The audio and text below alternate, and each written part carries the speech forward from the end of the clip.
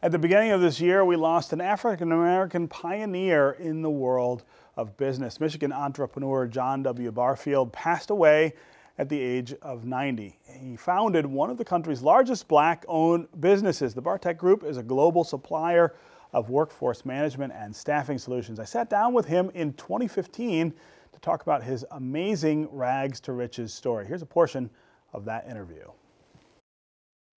Like many great success stories, yours has very humble beginnings. Born in Tuscaloosa, Alabama in 1927. But we were talking before the show started, and you were telling me about being a janitor at the University of Michigan in 1949 and deciding from there to leave to start your own business. I want to start the interview there. Talk to me about what it was that it led you to make that decision and made you think, this will turn out to be better than what I'm doing. Well, I left high school after the 10th grade. I was 16 years old, and when I became 17 years old, I joined the U.S. Army, and I served for 2 years in Germany and France and came back to this country without any skills.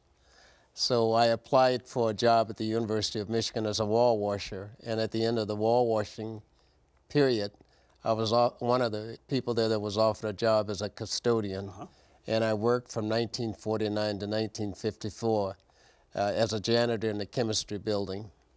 I left that job in 1954, but the way I left it was I had to find more income because my family was growing. Sure. And I noticed that they were building a number of homes on the west side of Ann Arbor. So I went to the builders and I said, my name is John Barfield. I'd like to clean your houses for you. I can do them better, cheaper, and on time. Would you give me an opportunity? And they did.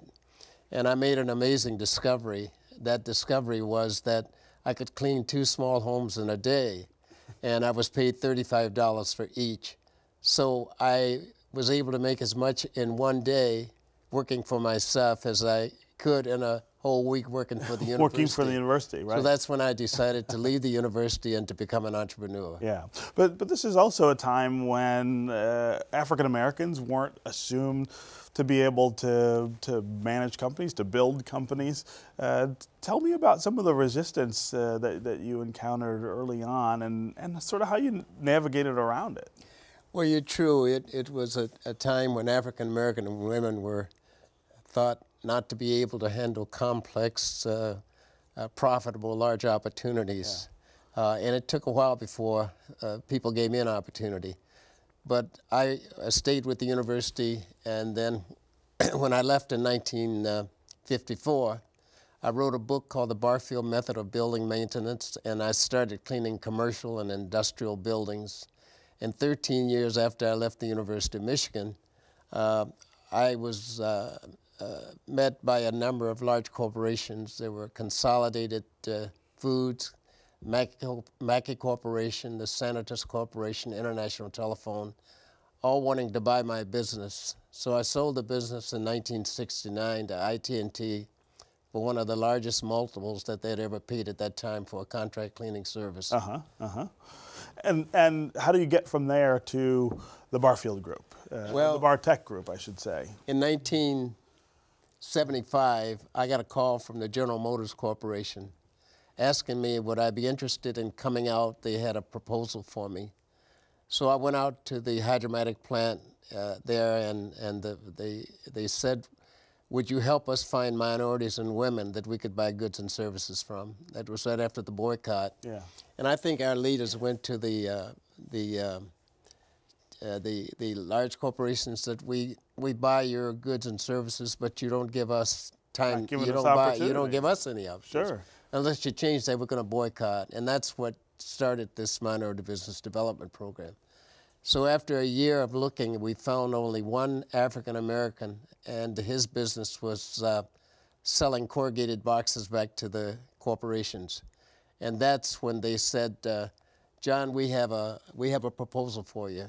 We'd like for you to clean up some old engineering drawings for us. And if you can do this to our satisfaction in 6 months, we'll continue to give you opportunities. And that was the beginning of the Bartech Group.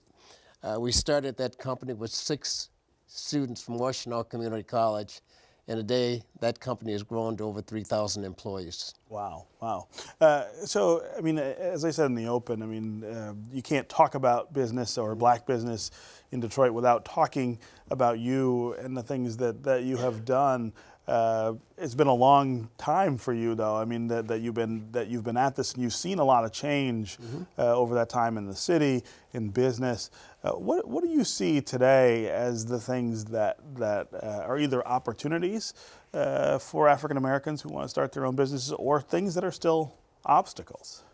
Well, I don't see a lot of intelligent effort going on to start black businesses.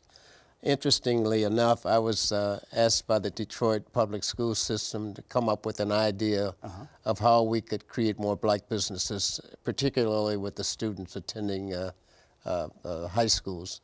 And I met with them the other day and gave them an idea of embedding an entrepreneurial training program at every high school in the city of Detroit. Yeah. We really have to do a better job of providing opportunities for our young people. And we don't, I mean, schools in general are not teaching kids to be entrepreneurs. I mean, they are really geared toward, sending kids into careers, I think. And there's not that much focus on the idea that, well, maybe you could start your own thing and sort of control your own destiny. Yeah. One of the things that I think has held us back as a people is we have not realized the true value of our time and our talents. And that's what started me off on my road to success. Yeah. We think that we don't realize sometimes the difference between ordinary income and meaningful wealth.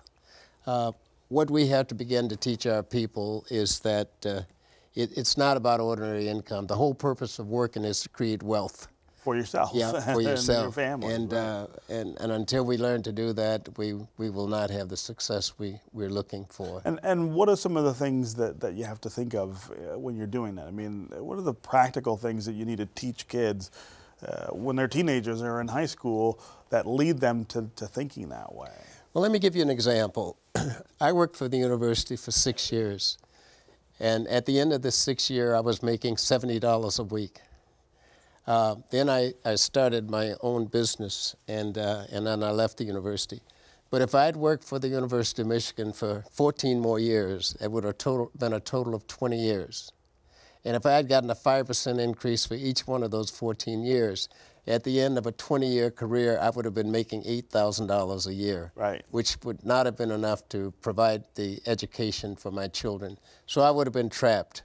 I would not have made any progress myself, and my children would not have made any progress. Sure. As a result of leaving, I was able to send my children to good schools. I was able to buy a nice home for my family, and I was able to enjoy some of the amenities that we all hope and pray to have. If I had continued to work for the university, none of that would have happened. Yeah. So we have to learn that we have only so many hours in a lifetime to work. And if you spend all of that time working as an employee of others, you will create ordinary wealth, but you won't create meaningful wealth. Yeah. And that's what we should be working toward.